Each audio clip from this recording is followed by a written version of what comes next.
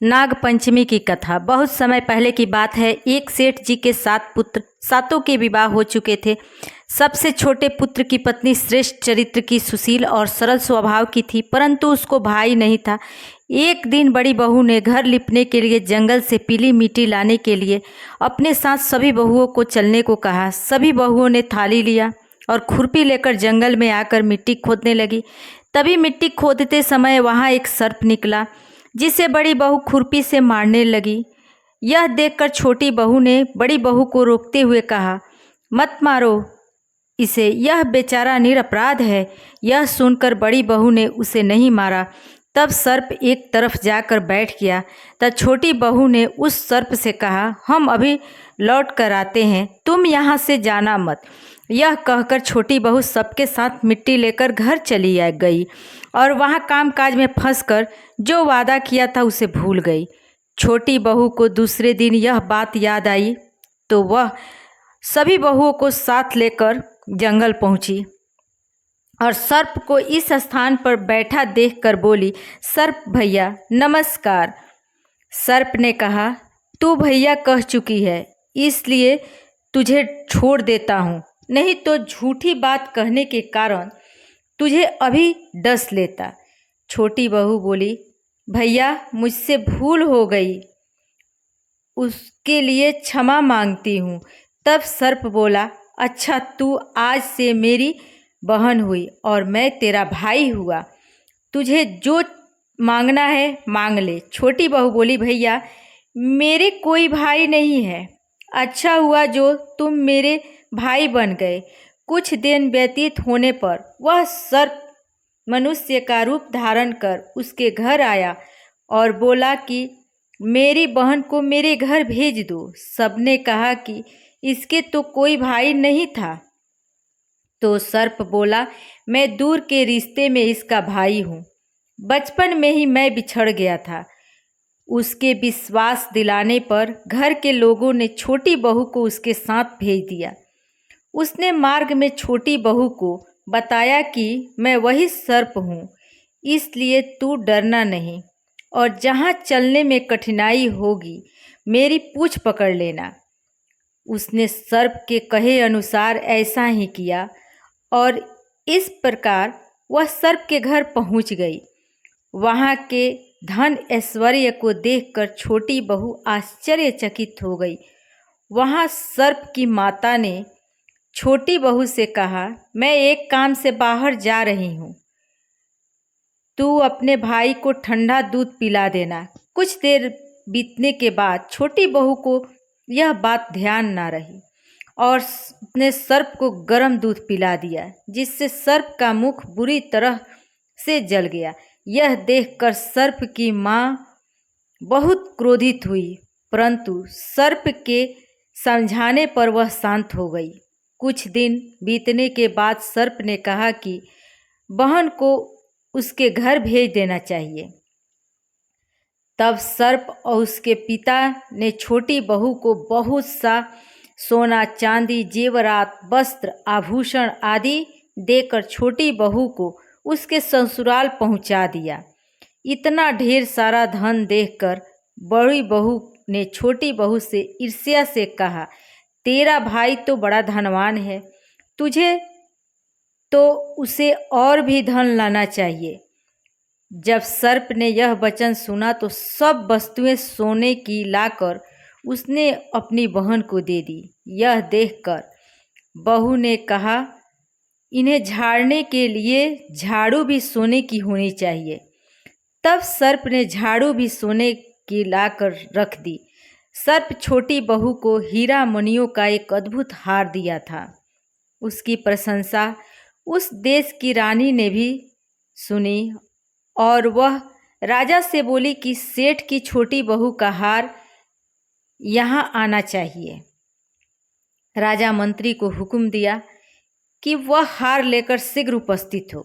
मंत्री ने सेठ जी से जाकर कहा कि महारानी जी छोटी बहू का हार पहनेगी, वह उसे लेकर मुझे दे दो। सेठ जी छोटी बहू का हार लाकर मंत्री जी को दे दिया और वह उसे लेकर मंत्री जी ने महारानी जी को दे दिया। सेठ जी ने राजा के डर के कारण छोटी बहू से हार मंगाकर मंत्री जी को दे दिया था। छोटी बहू को यह बात बहुत बुरी लगी। उसने अपने सर्प भाई को याद किया और आने पर प्रार्थना की, भैया, रानी ने हार छीन लिया है। तुम कुछ ऐसा करो कि जब वह हार गले में रहे तब तक के लिए सर्प बन जाए, और जब वह मुझे लौटा दे तब फिर से हीरे और मोतियों का हो जाए। सर्प ने ठीक वैसा ही किया। जैसे रानी ने हार पहना वैसे ही वह हार सर्प बन गया। यह देखकर रानी चीख पड़ी और रोने लगी। यह देखकर राजा ने सेठ के पास खबर भेजी कि छोटी बहू को तुरंत भेजो। सेठ जी डर गए कि राजा ना जाने क्या करेगा। सेठ जी स्वयं छोटी बहू को साथ लेकर उपस्थित हुए। राजा छोटी बहू से पूछा, तूने क्या जादू किया है? मैं तुझे दंड दूंगा। छोटी बहू बोली, राजन, क्षमा कीजिए, यह हार ही ऐसा है कि मेरे गले में हीरे और मणियों का रहता है और दूसरे के गले में सर्प बन जाता है। यह सुनकर राजा ने वह सर्प बना हार उसे देकर कहा, अभी पहन कर दिखाओ। छोटी बहू जैसे ही उस हार को पहना वैसे ही वह हीरे मणियों का हो गया। यह देखकर राजा उसकी बात का विश्वास हो गया और उसने प्रसन्न होकर उसे बहुत सी मुद्राएं भी पुरस्कार भेंट दिया। छोटी बहू अपने हार और पुरस्कार सहित घर लौट आई। उस धन को देखकर बड़ी बहू ने ईर्ष्या के कारण छोटी बहू के पति को सिखाया कि छोटी बहू के पास कहाँ से धन आया है। यह सुनकर छोटी बहू के पति ने अपने पत्नी को बुलाकर कहा, ठीक ठीक बता कि यह धन तुझे कौन देता है। तब वह सर्प को याद करने लगी। तब इस समय सर्प ने प्रकट होकर कहा, यदि मेरी धर्म बहन के आचरण पर कोई संदेह प्रकट करेगा तो मैं उसे खा लूँगा, डस लूँगा, उसे छोड़ूंगा नहीं। यह सुनकर छोटी बहू का पति बहुत प्रसन्न हुआ और उसने सर्प देवता को बड़ा सत्कार किया। उसी दिन से हिंदू धर्म में नाग पंचमी का त्यौहार मनाया जाता है और स्त्रियां सर्प को भाई मानकर उसकी पूजा करती है। नाग पंचमी की अन्य कथाएं। नंबर 1। एक राजा के 7 पुत्र थे। 7 के विवाह हो चुके थे। उनमें से 6 पुत्रों के संतान भी हो चुके थे। सबसे छोटे पुत्र के अब तक कोई संतान नहीं हुई थी। जेठानियाँ बाँझ कहकर सबसे छोटी बहू को बहुत ताने मारती थी। एक तो संतान न होने का दुख और उस पर सास, ननद, जेठानी आदि के ताने छोटी बहू को और भी दुखी करने लगे। इससे व्याकुल होकर वह बेचारी रोने लगती।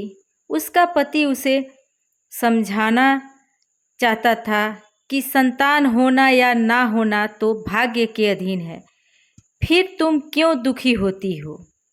वह कहती, सुनते हो, सब लोग बाँझ बाँझ कहकर मेरी नाक में दम किए हैं।